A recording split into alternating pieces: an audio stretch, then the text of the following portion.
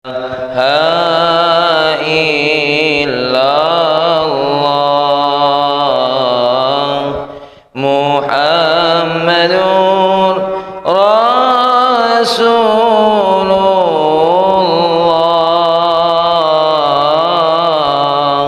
la ilaha illallah Muhammadur Rasulullah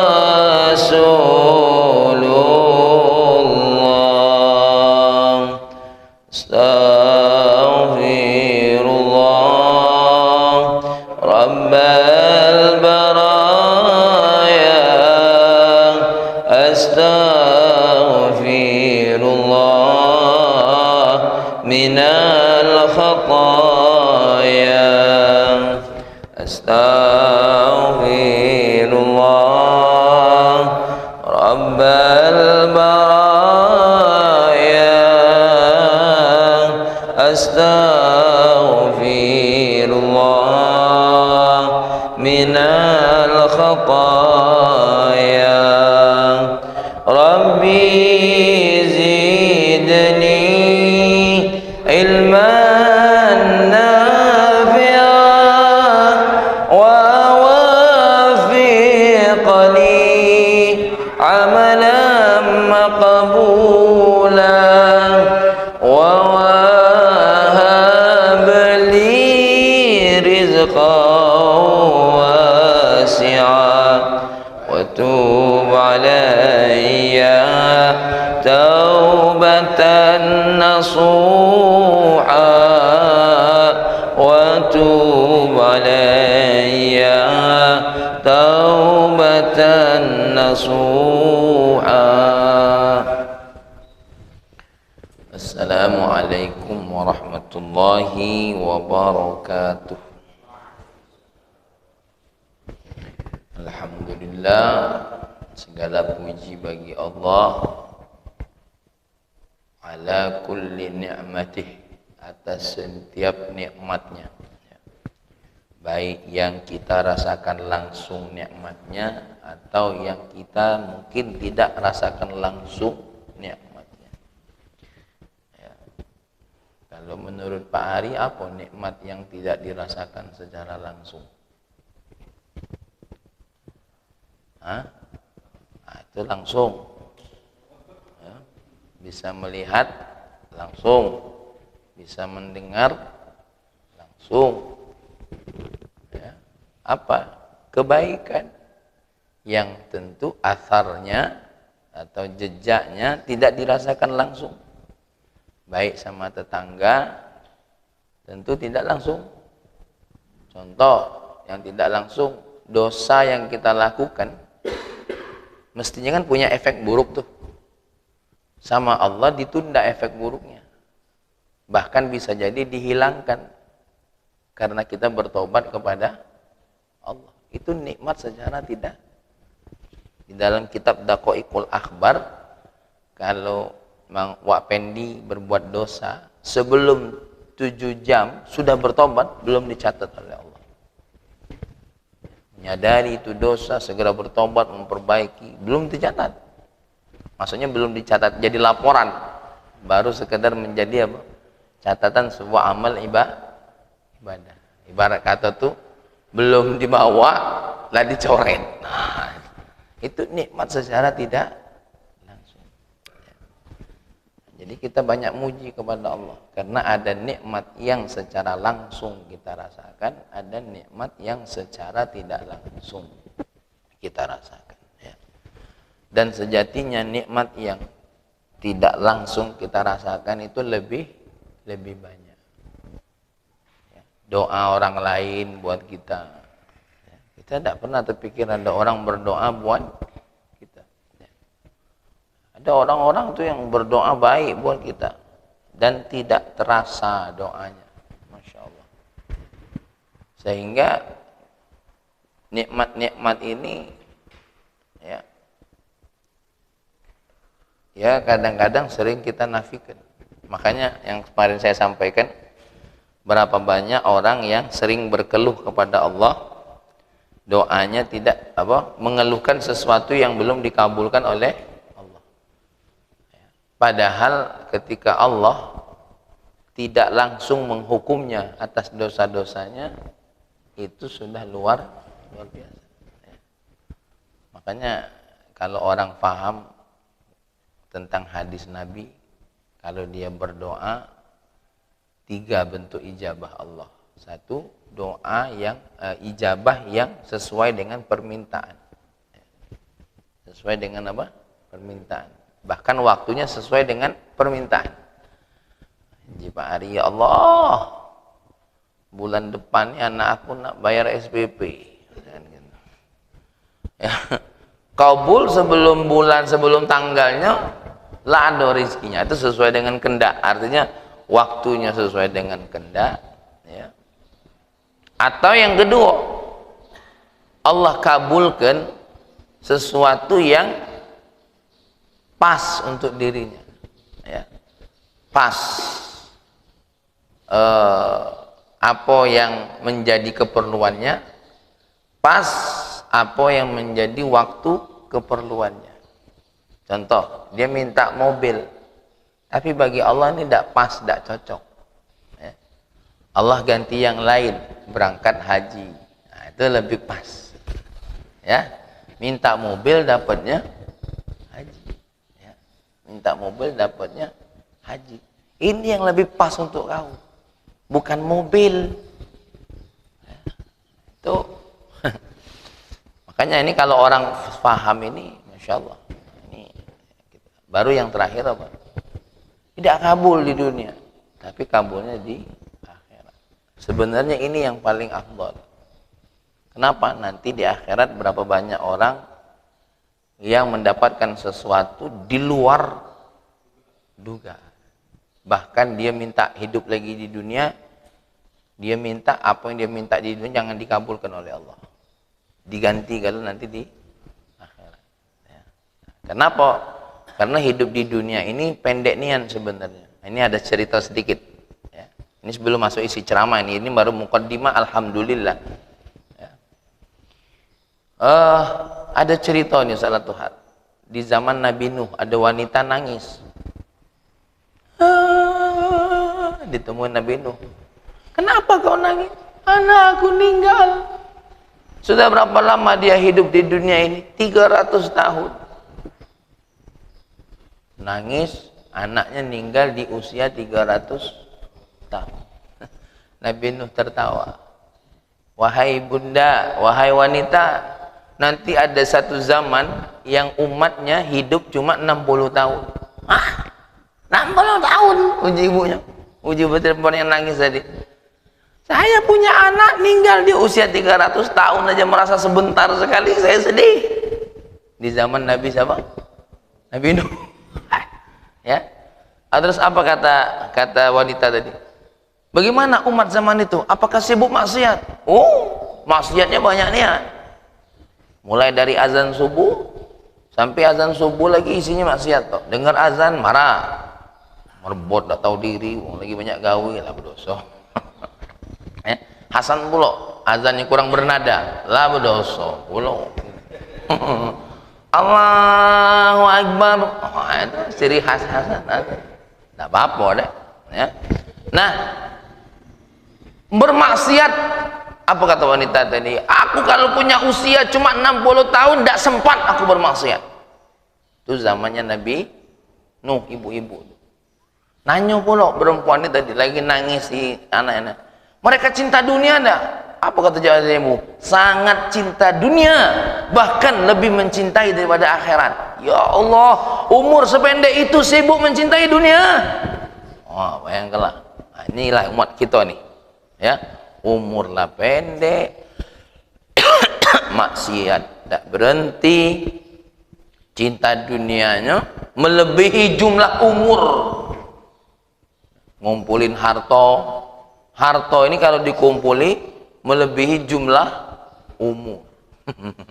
Ya, jadi wali kota, jadi presiden, nak lebih dari umur. Ya, nak 3 periode pula. Ya. Tapi itu di negeri Kanoha. Ya, kalau di kita ini dah pula dia. Ini melebihi umur. Apa jawaban itu? Kata Nabi Nuh, jangan heran anakmu meninggal di usia berapa? 300 tahun. Nanti ada satu zaman yang umurnya cuma 60 tahun. Dan ini sesuai dengan hadis Nabi. 60, 70. Kalau 80 itu berarti lah bonus. Ya, bonus luar biasa. Isinya apa wong itu? Maksiat tok. Isinya cuma cinta dunia. Nangislah perempuan tadi. Yang tadinya dia nangisi anaknya yang umur 300 tahun sekarang berubah. Nangisi kita yang umur cuma 60 tahun sisa untuk maksiat baik. Nangisi kita. Ya Allah, kasihan umat itu. Ya. Kapan nak bertaubat? Ujar dia, menisi 60 tahun. Kalau kami masih mending, kata dia. 100 tahun berbuat dosa, 200 tahun taubat. Ya, mikirlah Pak Sarwan. Masya Allah. Makanya kita ini untung dihitung balignya dari umur 15 tahun. Sekarang umur Pak Ari berapa? 40. Sisa 20 tahun lagi. Itu kalau nyampe. Ya. Mang Pendi berapa? 69. Nah, ini dah masuk. Masya Allah lah bonus. Kalian yang melihat orang tua, kenapa harus merasakan hebat? Apa sebab? Karena dia sempat merasakan tua. Kita yang masih 40 ini belum tahu ketemu tak dengan 50. Wallahu alam. Tapi mereka sudah menemui masa tua dan sudah berlalu masa muda. Yang belum nyampe 60, wallahu alam. Serius. Ya. Makanya ada hadisnya, man tala umruhu, siapa umurnya yang panjang, ya, wa hasuna amaluhu, ini adalah khairun nas. Khairun nas man tala umruhu wa hasuna amaluhu. Ya. Alangkah baiknya orang itu umurnya panjang, amalannya baik. Masya Allah. Maka kita bersyukur nih, ya nengok Mang Pendi, nengok Pak Sarwat. Ini ciri-ciri orang yang baik amalannya. Ya, amalannya. Maka kita ini yang kayak Fahmi 39, Pak Arif 40, Pak Yul 25. Lah berdosa pula. Ya. Masya Allah. Baru aku ceritakan tadi, cerita tentang wanita zaman Nabi Nuh nawoi kita. Ya. Kok bisa ada umat yang tahu umurnya cuma 60 masih sempat bohong. Masih korupsi. Insyaallah. Salawat dan salam ya kita baca sallallahu ala Muhammad sallallahu alaihi wasallam untuk baginda kita Nabi Muhammad sallallahu alaihi wasallam ya. Sosok yang kita akan rindukan syafaatnya ya. Yang kita akan rindukan uluran tangannya, yang kita akan rindukan celotehnya nanti di akhirat. Karena Nabi yang sibuk masih berdoa di zaman itu cuma baginda Nabi. Walaupun zaman itu doa tidak berlaku lagi, tapi khusus untuk baginda Nabi masih berlaku. Jadi di dunia ini hanya di dunia berlakunya pertolongan. Di akhirat nanti tidak lagi berlaku pertolongan. Oke, ini biar kamu tahu. Waktu kita mati, doa wong yang masih hidup masih bermanfaat. Sedekah wong yang masih hidup untuk yang mati masih bermanfaat. Ya. Doanya orang mati, orang hidup untuk orang mati masih bermanfaat. Sedekahnya orang hidup untuk orang mati masih, badal hajinya wong hidup untuk wong mati masih bermanfaat. Ya. Apalagi ini. Ini yang ittifaq baina ulama. Yang khilaf, kiriman baca Al-Quran untuk wong mati masih bermanfaat. Tahlilnya orang mati untuk wong hidup, untuk wong hidup untuk mati masih bermanfaat. Ya. Bahkan amalan dia waktu masih hidup yang sifatnya jariyah, walaupun dia mati masih bermanfaat. Ini kalau dunia masih ada, tapi kalau sudah akhirat mati habis kalau kecuali siapa? Syafaat baginda Nabi Muhammad sallallahu alaihi wasallam. Dan syafaat baginda Nabi ini ya, itu syafaat baginda. Yang kedua, syafaat siapa? Syafaatnya orang-orang soleh. Orang-orang soleh dikasih oleh Allah itu kesempatan memberikan syafaat. Bahkan di dalam hadis disebutkan dalam kitab di dalam kitab Kul Hadis Sabili karangan Sayyid Muhammad Al-Maliki ada satu riwayat Allah kasihkan satu orang soleh itu ya seperti memberikan satu kabilah yang isinya itu 1.000 sampai 2.000 orang. Nah, maka di kampung kita kalau ada orang soleh parak-parai ya, parak-parai. Kenapa? Beliau diberikan oleh Allah hak untuk memberikan syafaat. Cuma yang paling uzma syafaatnya siapa? Baginda Nabi Muhammad. Yang ketiga, syafaat siapa? Syafaat keluarga. Ya, ayah yang soleh, anak yang soleh. Itu bisa punya syafaat. Ya, tapi tidak banyak. Makanya kita ini cari banyak syafaat. Laju nambah pula kita cari banyak bapak pula. Ya. Iya. Bagus juga itu. Ya, tapi banyak anak yang soleh. Maka kita ini kenapa kita harus dakwah supaya tetangga-tetangga kita jadi orang yang soleh? Supaya nanti saling mensyafaati. Ya, beruntungnya itu di zaman sahabat satu sama lain mereka memberikan syafaat. Ya. Kenapa? Karena isinya orang soleh semua. Nah kita ini satu sama lain punya punya orang tua yang soleh itu berkah. Contoh, kalau seandainya Pak Ari masuk surga tapi surganya level 2, punya wong tua kesolehannya level atas, itu saling melengkapi nanti ya, diangkat oleh Allah. Dalam Al-Quran ada ayatnya ya, saya lupa nasnya tapi dalam Al-Quran ada. Ini tidak ngecek-ngecek ya, bukan dongeng ini bukan dongeng, bukan ilmu dongeng yang dituduhkan oleh dulur-dulur kita kalau ini ilmu dongeng. Ini tidak ilmu dongeng, ini ilmu jelas ya, dilengkapi oleh Allah. Kita wong tua mohon maaf masuk surga tapi levelnya bawah, punya anak Masya Allah levelnya di atas wong tua, itu saling bantu. Makanya walaupun kita ini mungkin taubatnya lambat, anak kita jangan terlambat ya, diprogram seperti itu. Kita mungkin baca Qur'annya lambat, anak kita jangan lambat ya.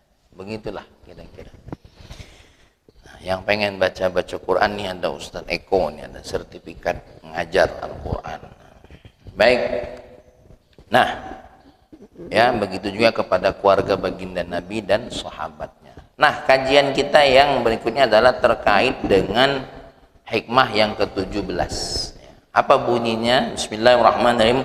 Qala radhiyallahu anhu, telah berkata Imam Ibnu Athaillah radhiyallahu anhu, semoga Allah meridainya, ma taraka minal jahli syai'an, tidaklah meninggalkan dari kebodohan atau ketidaktahuan, syai'an sesuatu, tidaklah meninggalkan sesuatu, minal jahli apa? Dari kebodohan ya. Siapa yang meninggalkan sesuatu di sini? Man arada, orang yang menginginkan apa? An yahdusa fil waqti, menginginkan terjadinya ya fil waqti pada berbagai macam waktu, ghairu ya, selain ma azharahullah, selain apa yang Allah zahirkan. Ini kalau diterjemahkan balik begini, orang yang menginginkan terjadinya pada satu waktu selain apa yang Allah tampakkan, ma taraka minal jahli syai'an, tidaklah meninggalkan sesuatu di luar sepengetahuan Allah. Itu terjemahannya ya, terjemahannya. Oke. Ketika Pak Ari punya anak, tetangga tahu enggak? mertua, besan, keluarga, sedusun tahu. Ya. Ketika Pak Yul bangun rumah, tetangga tahu tak? Tahu. Ya. Ketika apa namanya, kita melakukan sesuatu yang nampak di hadapan manusia, itu orang tahu. Ya. Tapi ketika kita menangisi dosa kita, nanti yang tahu. Nanti yang tahu. Ya. Ketika Mas Yudi sholat khusyuk, ada tak yang tahu? Tidak yang tahu. Tidak yang tahu. Ya. Nanti yang tahu. Ketika ya, apalagi kita punya utang, jarang yang tahu tuh. Bahkan kalaupun tahu, cacat tak tahu. Ya. Ketika kita punya kesulitan, ya, baik itu kesulitan dunia ataupun kesulitan akhirat, tidak ada yang tahu. Bahkan kita takut kalau ada yang tahu. Nah, semua yang manusia tahu, ya, atau yang manusia tidak tahu, tidak meninggalkan jejak tidak tahu bagi Allah Subhanahu wa ta'ala. Itu kesimpulannya Dr. Muhammad Said Ramadan. Ya. Oke. Seorang dokter menyehatkan seorang pasien dengan perawatannya, obatnya, terus pasiennya disuruh mantangi apa? Orang tahu kan? Yang keluarga yang bawa dia ke rumah sakit tahu.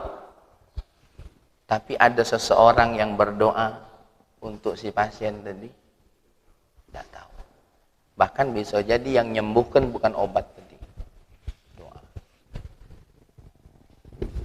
Dokter yang menyembuhkan dengan sesuatu yang zahir, manusia tahu Allah Maha, siapa namanya? Orang yang berdoa tadi,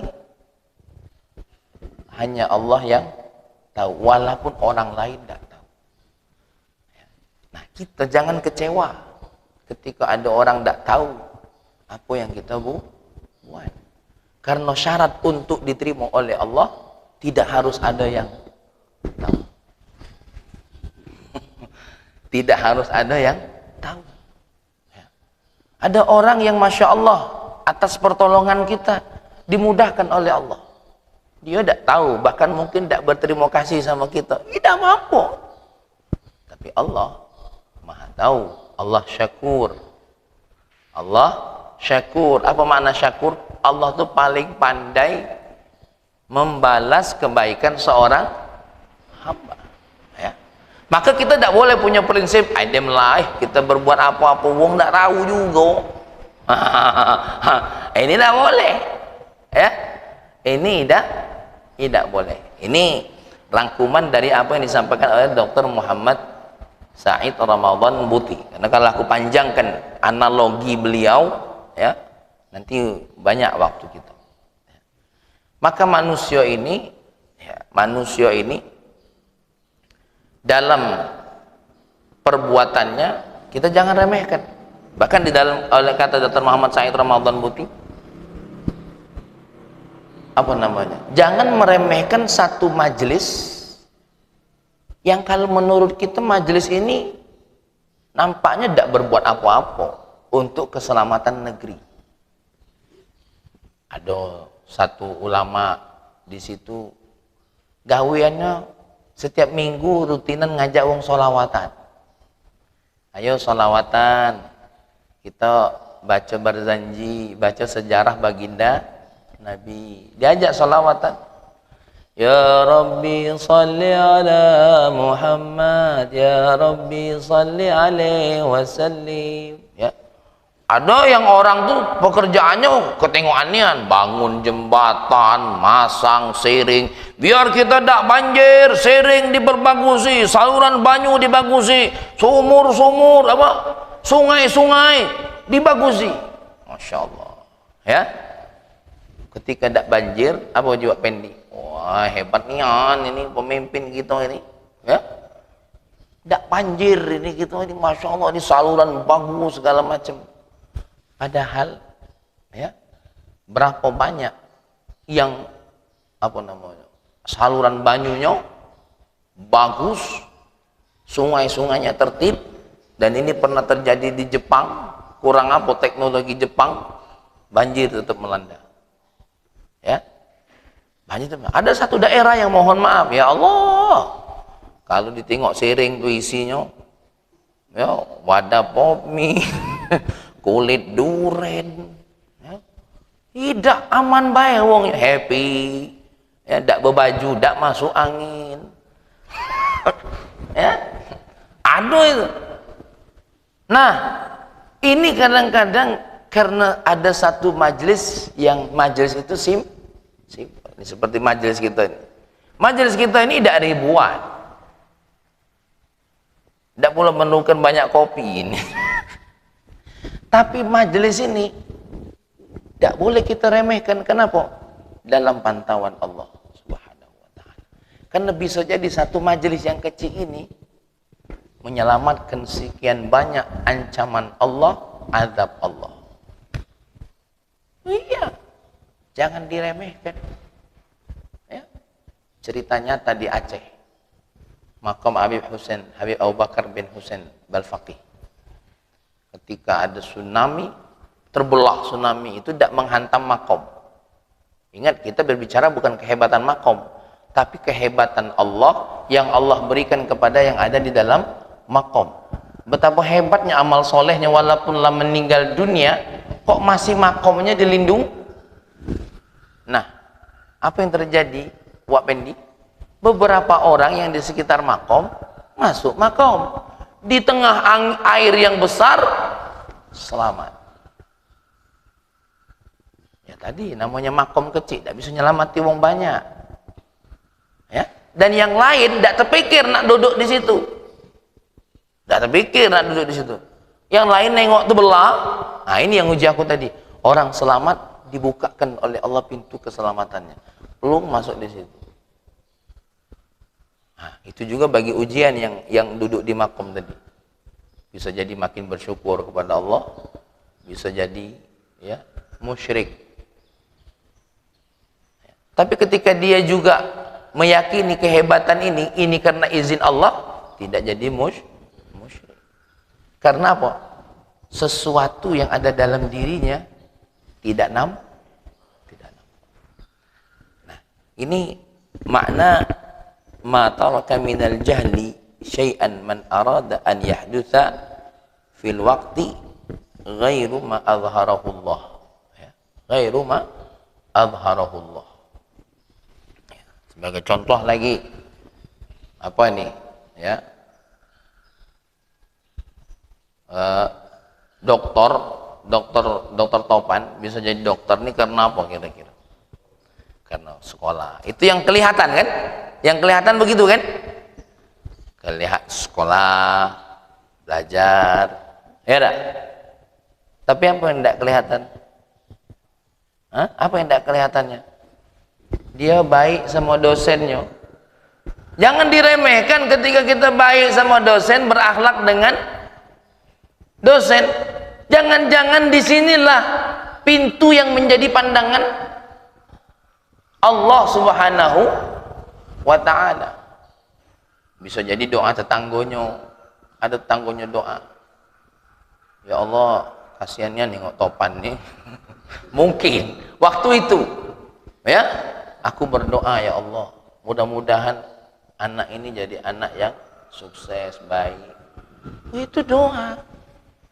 Makanya jangan remeh ketika Pak Ari nengok anak-anak yang murut kita di pinggir jalan ugal-ugalan. Jangan ada melau dia diajak apa namanya, diajak sholat, dinasehati bila tidak kalah dengar, apalagi kau cuma sekedar doa dalam mobil. No, ini tidak ngaji hikam ini. Tidak ngaji hikam ini. Ketika kita ingin dia soleh, ya, an yahdutha fil waqti ghairu ma azharallah, terjadinya pada satu waktu yang Allah tidak tampakkan, ya, itu jangan diremehkan. Karena ma taraka minal jahli syai'a, Jadi kita ketika ada nengok anak-anak ugalan, doa, ya Allah, mudah-mudahan ini jadi anak yang soleh. Caranya terserah Allah lah. Tapi doa itu jangan remehkan. Kita punya anak lagi tidur, Pak Yul gosok palanya tuh. Allahumma sholli ala sayyidina Muhammad, Allahumma sholli ala sayyidina Muhammad, ya. Dipegang dadonya tuh, Rabbi syrah li sadri wa yassir li amri. Oh, itu jangan dikira remeh. Jangan dikira remeh itu tuh. Pegang kepalanya anaknya tuh. Ya Allah, jadikan dia berilmu seperti Rasulullah, dia berakhlak seperti Rasulullah, dia bersikap seperti, jangan dianggap remeh. Ya. Istighfar 70 kali itu bukan cuma menghapus dosa, tapi bisa menjadi tolak bala. Apa kata Sayyidina Ali? Ini kata Sayyidina Ali. Manazala balaun illa bidzambin, tidak turun bala kecuali karena satu dosa. Satu dosa. Wala rufi'a, dan tidak diangkat bala itu illa bitaubatin, kecuali karena satu taubat. Wong punya 10 dosa, ya, gara-gara satu dosa bisa turun bala. Satu dosa bisa ditaubati, bisa jadi tolak bala.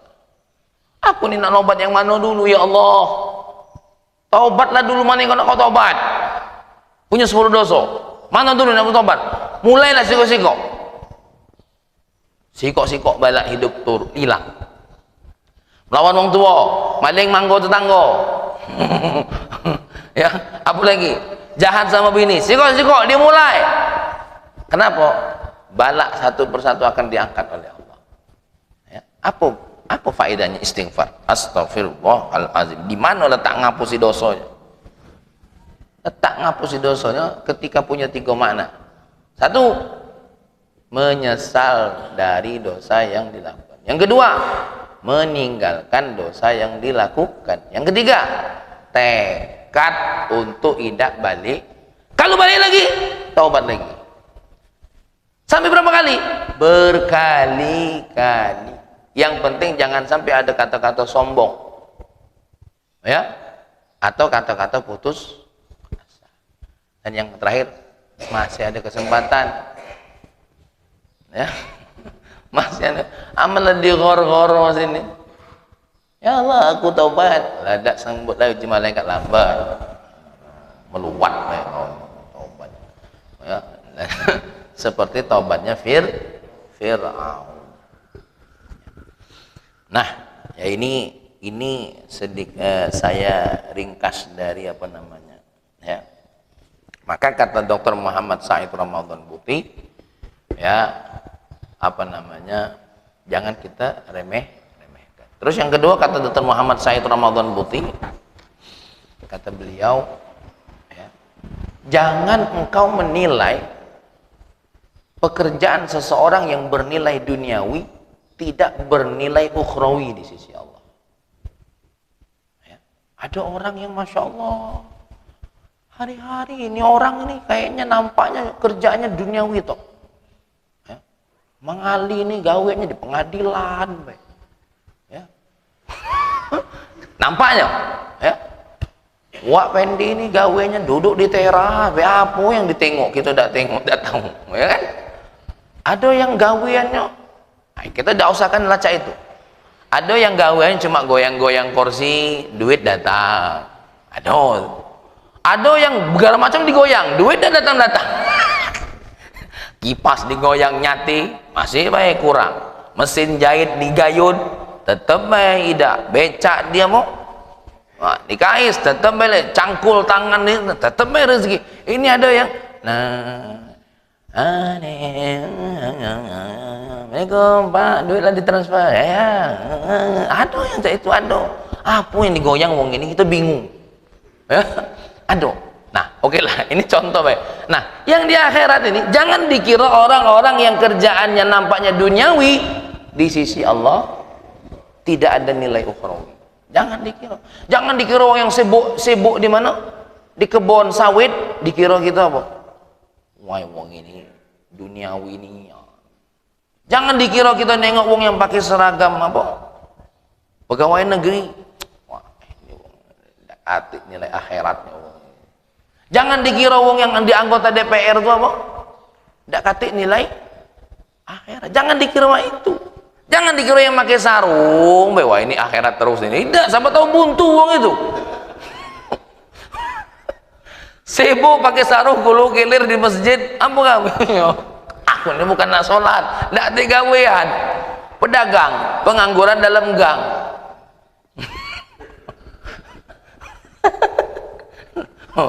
Tahu ada pasar. Ya, jangan dikira. Ya, jangan dikira. Kenapa? Ghairu ma adharallah. Yang tidak nampak oleh Allah. Jangan dikira Allah tidak tahu. Yang tidak boleh itu adalah ketika amalan duniawi bernilai sekuler. Apa sekuler itu? Bernilai yang tidak ada hubungannya dengan Allah. Ya. Tidak ada hubungannya dengan Allah. Dokter ngobati orang. Oh, itu ukhrawinya banyak nian. Banyak sekali ukhrawinya. Tapi jangan sampai gara-gara sibuk nak nyehatin orang lupa hubungannya dengan Allah. Obat nilah yang nyehati wong. Tidak begitu. Mudah-mudahan obat ini dengan izin Allah bisa menyehatkan orang. Makanya alangkah indahnya seorang dokter ketika ngasih obat ke pasien, ibu, ini obatnya. Tapi sebelumnya minta sama Allah. Mudah-mudahan obat ini menyehatkan. Ya, banyak-banyak tawakal kepada.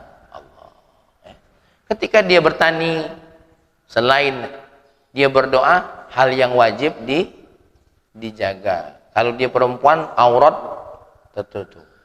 Makanya ada sebuah syair itu begini. Petani manusia yang berjasa kepada negara dan bangsa. Apa gawainya? Memberi makan rakyat jelata. Niatnya apa? Aku ini betani ini bukan apa-apa, nyiapkan makan manusia. Yang makan ini niatnya mudah-mudahan jadi tenaga yang nyari nafkah, jadi tenaga yang apa, yang kepengen ibadah. Yang berjualan mah itu pula, ngapa kau nih? Aku nih mudahkan urusan wong yang mestinya dia ngambil ikan di pelabuhan, kami antar dekat warung depan rumah. Nah, yang repot ini apa? Ya, jauh dari Allah Subhanahu wa Ta'ala yang murni bekerjanya niat untuk apa? Niat untuk apa? Ibadah. Makanya di sini istilah beliau itu al-wadhaiful mutanawwi'ah, pekerjaan-pekerjaan yang bermacam-macam ini, ya, itu akan bernilai suatu hal yang buruk di sisi Allah kalau memang jauh hubungannya dengan Allah. Ya.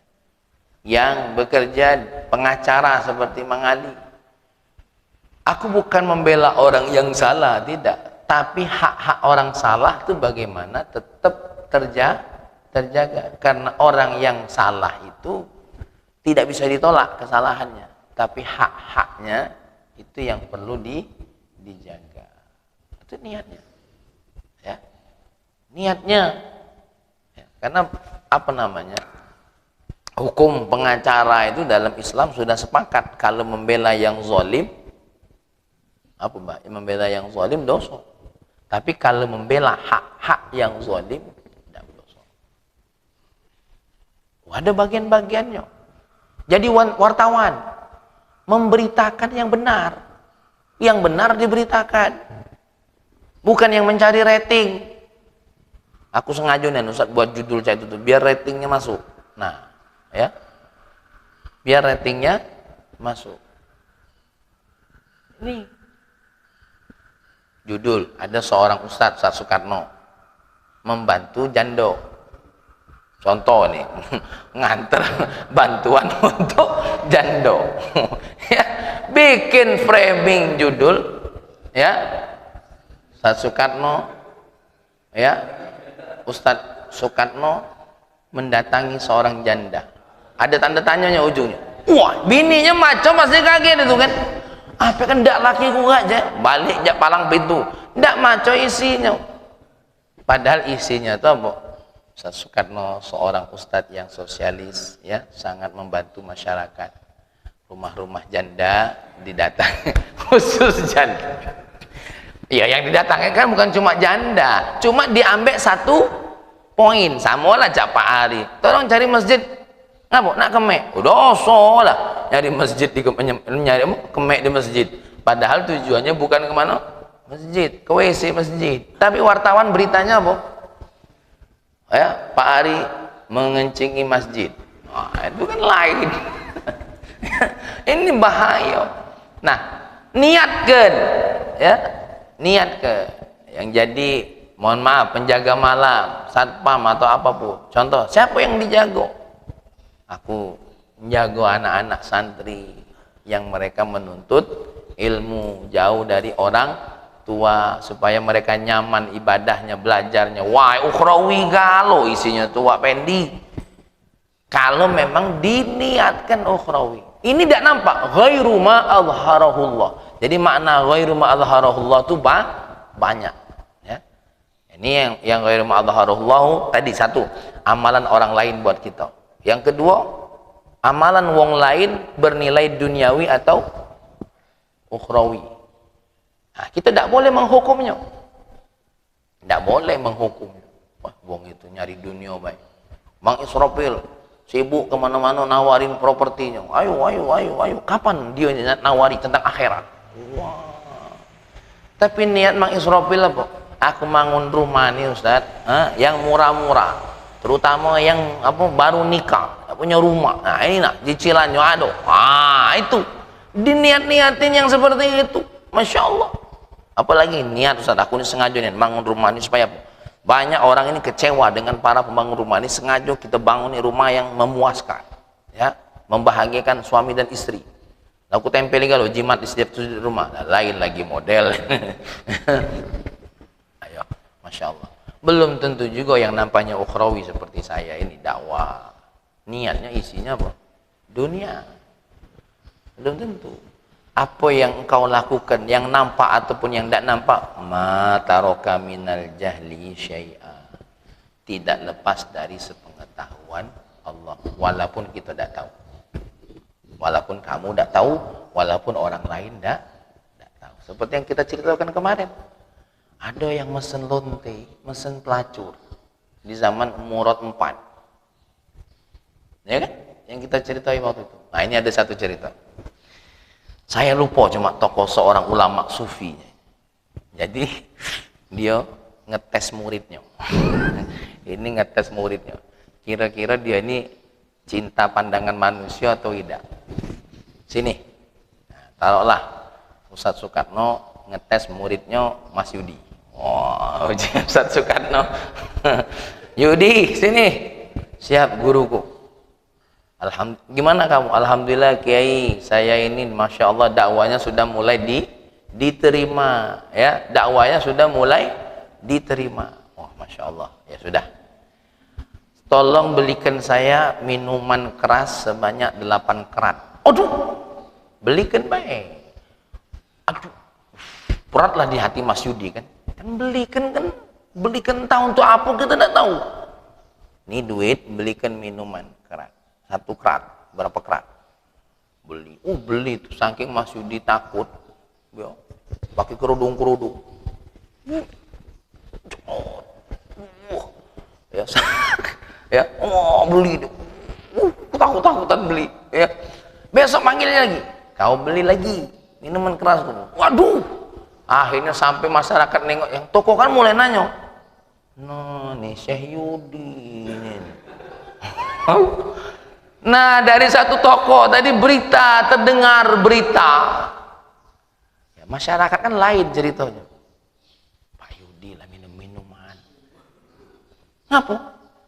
Tiap hari beli lah berkerat-kerat. Aku sih kalau waktu dia beli sekali, tidak pulang. Ini hari kedua, hari ketiga beli lagi kata dia. Disuruh lagi oleh syekhnya Soekarno tadi beli di toko lain pula.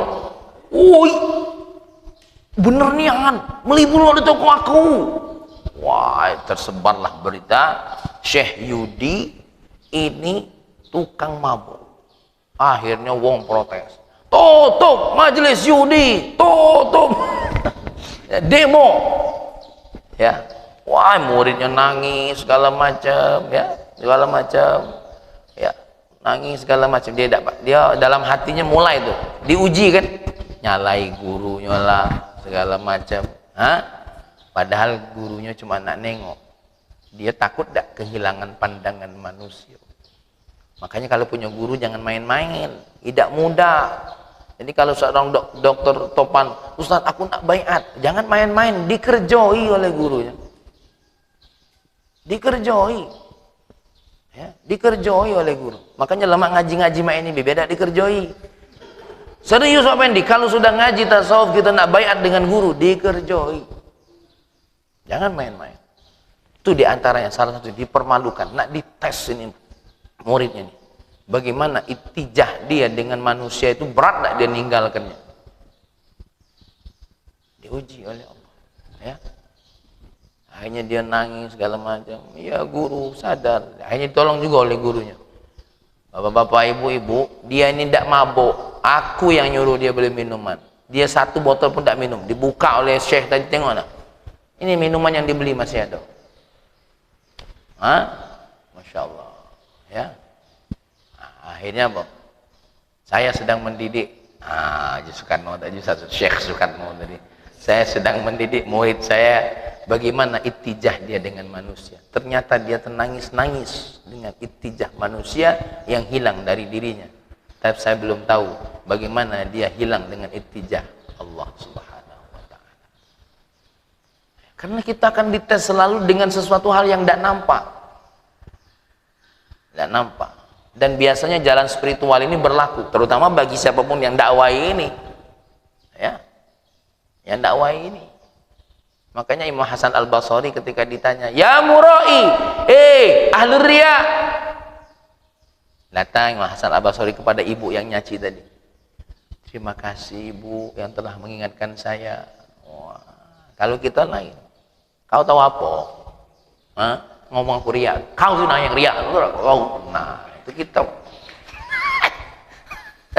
Itu Syekh Yudi itu. Ya, kalau Syekh Soekarno tidak, dia sekelas Imam Hasan Al-Basri, ya, Masya Allah.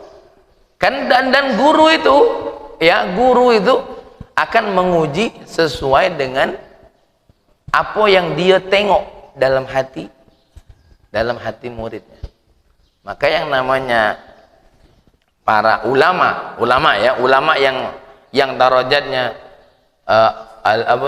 innama yakhsyallaha min ibadihil ulama, itu pandangannya sudah sampai menembus batin seorang muridnya. Dan itu bukan berarti Ustaz ini berarti nyamoi ulama guru itu dengan Allah. Tidak. Dia bisa melihat isi hati muridnya itu karena siapa? Izin Allah. Seperti baginda Nabi tahu mana yang munafik, mana yang tidak. Jangan dikira Nabi tidak tahu ini munafik, tahu. Cuma Nabi punya ikatan kaidah apa? Memegang apa yang nampak. Awas, memegang apa yang nampak. Ya. Memegang apa yang nampak. Contoh, kalau Pak Ari punya dikasih oleh Allah satu derajat kasyaf.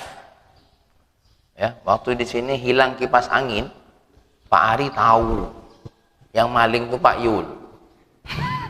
Ya, Pak Ari tidak boleh membuat laporan dengan apa yang dikasyaf, tapi dia harus buat laporan dengan apa yang dilihat. Tidak boleh. Ditambah lagi setengah kasyaf, Mang Israfil dari lentera kegelapan memberikan kabar yang maling Pak Yul. Ini contoh. Buat laporan ke polisi, tidak boleh. Dalam hukum Islam hakim tidak boleh nerima, harus minta bukti. Bukti. Ya. Kalau Pak Yul nolak, harus minta bukti dia. Kalau Pak Ari nunjukkan bukti, Pak Yul harus menunjukkan saksi. Itu urutan apa? Urutan dakwah. Tidak boleh. Ya, tidak boleh. Maka banyaklah hal-hal yang abstrak di dunia ini yang kadang-kadang menjadi apa? Yang sudah jelas ada buktinya ditinggali, yang belum ada buktinya dibuat-buat. Ala kulli halin. Dan ini terjadi, ya. Makanya terjadi di zaman Sayyidina Ali, ada orang yang ada seorang Yahudi, kalau tidak salah, memakai baju perangnya Sayyidina Ali, mencuri baju perangnya Sayyidina Ali. Kata Sayyidina Ali, ini punya aku. Dalam ilmu fikih, orang yang paling berhak dinyatakan punya itu yang megang barang. Yang megang barang. BPKB dipegang Ustaz Tuhar, motornya dipegang Ustaz Tuhar. Datang Pak Ari, ini motor aku. Wush, ini motor aku. Uji Pak Tuhar. Lah, mana bukti kwitansinya? Kwitansi lah aku buang, tapi BPKB ada di aku, bukti ini punya aku. Nah, Pak Ari tidak punya dalil, tidak punya bukti menunjukkan kalau itu apa kan, menunjukkan Pak Salah Tuhar maling. Kau tuh lupa, kita ini beli, kita ini akan jual beli. Mikir pula Pak Ari, ini kapan aku akan jual beli? Ya, sama Sayyidina Ali, bawa, ini punya saya. Kau punya bukti, Ali tidak punya. Ya sudah, kalau tidak punya, kata siapa?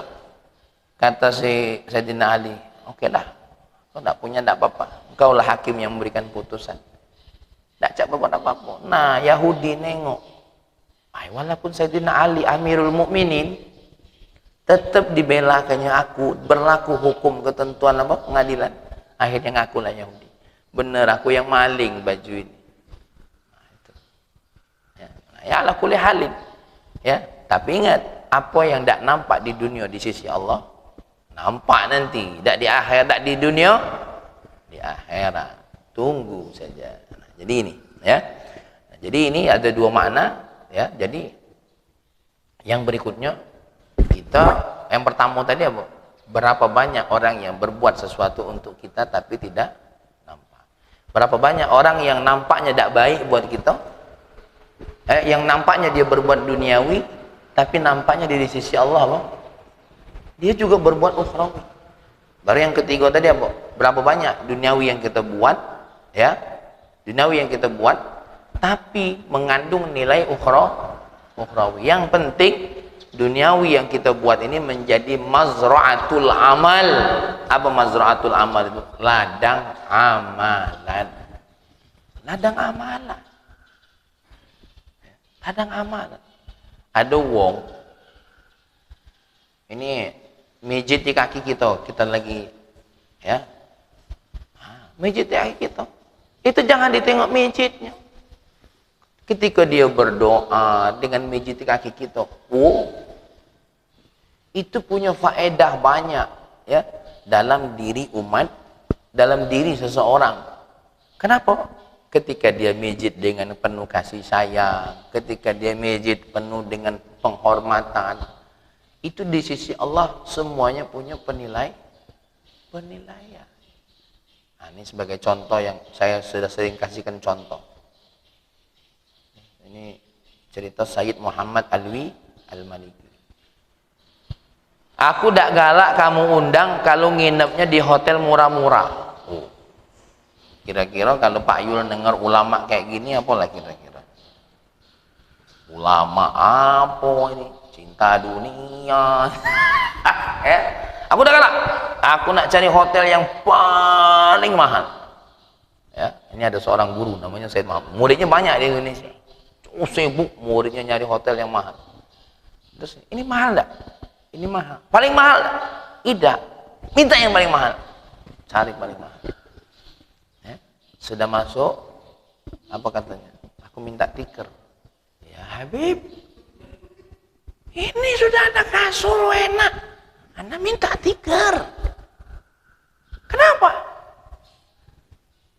Hotel ini untuk mata manusia, jah manusia, supaya orang menghormati ilmu, bukan menghormati anak, menghormati ilmu yang anak bawa. Karena ilmu ini warisan dari baginda Nabi Muhammad SAW. Nah, tikar ini untuk antara aku dengan Allah. Kita susah.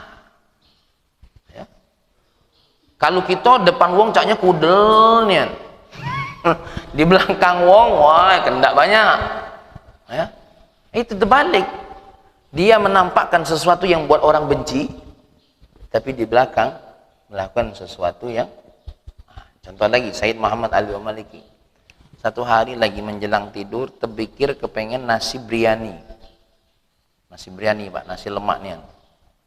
Mudah-mudahan Mas Yudi kayak baca belikan nasinya. Aku yang masak. Ya. Nasi biryani.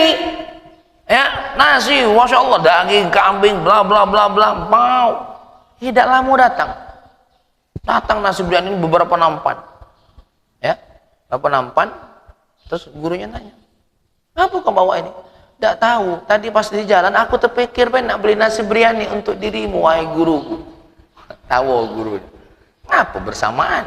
Ya. Ketika ditampan, muridnya ngomong, "Aku pamit dulu. Kenapa? Mau ada urusan lagi." Saat jalan. Ketika nasi itulah nyampe, nangis Said Muhammad. Kalau kita tahu, nangis. Apa yang ditangisi Pak Ari? Ya Allah, coba keinginanku tadi untuk mimpi Rasulullah. Ngapa untuk biryani ini?